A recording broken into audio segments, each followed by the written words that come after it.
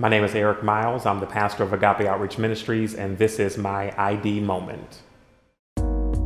So, from Columbus, born and raised, been here almost all of my life, raised in a single parent home with my mother and my sister, and was exposed to a lot in life, from multiple marriages with regards to my mother, which by all means had an impact on who I am, but all of that has shaped me to who I am today. Today I'm an HR business partner for a local organization, and in addition to that, I've been pastoring for just a little over 5 years, married with 4 children. And again, I think that everything that I've gone through has certainly created the individual that you see today. I think my feeling on young men today is there's a hustle about them. I think that people in my age bracket, if you will, probably didn't have coming up. There is a need to survive, if you will. There's a need to grind really hard. But I think a lot of that within scope is somewhat misguided. Because there's also a lack of spirituality, I think, with the young men that we have coming up today. So with my generation, we knew church, we knew God. We could go out, go hard, come home Sunday morning and be at church. This is what you did. But nowadays, man, I think that there's a degree of truth that they're looking for, but I'm not always convinced that that truth is found in the right places. So I think that this generation, while there is definitely more of a zeal to be successful, I think that there's, again, just a lack of spiritual undertoning to that, if you will.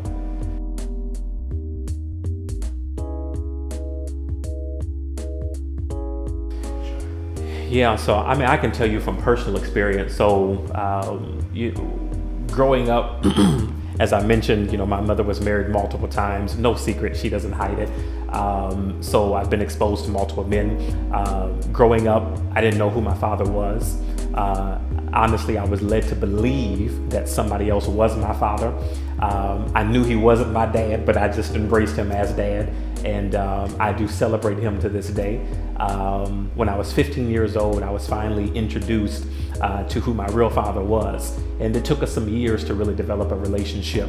But all of my life, early on, knowing there was definitely a void that was very present in my life.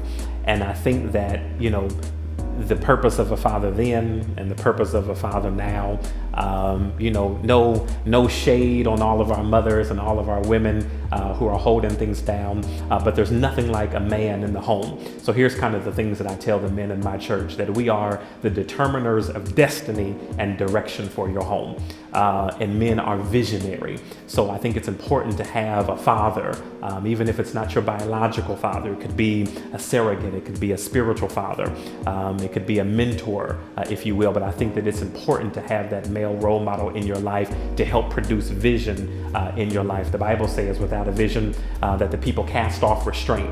And oftentimes we see that even now in 2016, that where men are not guided through the vision and through the intelligence and the knowledge and the wisdom of another man, that oftentimes we as men tend to get off course, if you will. So I think that with having that male figure, whether represented in home, whether represented in corporate America, whether represented through your church, that can help guide a man, I think that it's strategically important to the success of that young man.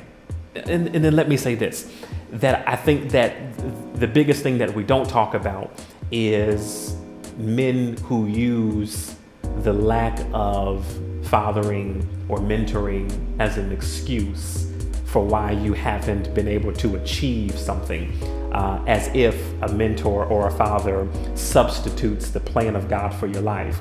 Because the plan of God supersedes anything that, or anyone, that may or may not be exposed to your life. So I think that the biggest challenge is embracing what God allowed to happen, because He's sovereign. And if God allowed you to be in the circumstances with the spoon or the plate that you were dealt, then he knew that you could handle that. And I think for me, I never allowed, while it was disappointing, I never allowed the lack of what I had to keep me from pursuing what I believe that God wanted me to do.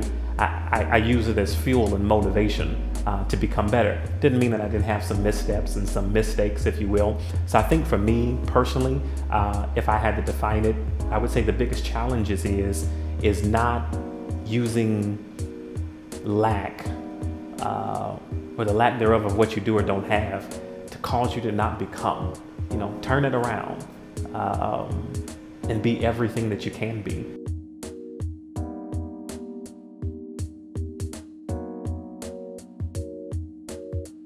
My personal ID moment for me is really easy. It is, I was in my first marriage, so I'm on my second marriage. First one didn't work out, right? But it was still in my first one. I was a part of something that was going on at New Covenant Believers Church. Bishop Howard Tillman is the pastor. And we were getting ready to go into the boardroom, and he stopped me in the hallway and he said, "Erick." And I said, "Yes, sir." He said, "How are you doing?" And there was something about what he said to me, that I knew that he had pierced the facade of who I had become. And he was really interested in knowing about Erick the man. So I sat up underneath Bishop Tillman, and to this day, for the first 7 years, and it was the most powerful thing. I remember him telling me, "I don't care about the preacher. I don't, all these extensions of who you are. They're extensions of the man." And on my journey with him, this was defining for me, because he said, "I care about Erick the man, because the man is the core of who you are. Everything else is an extension." So oftentimes we try to pursue a profession because we think that defines us. We try to pursue credentials from a religious standpoint because we think that defines us. That's an extension of who you are.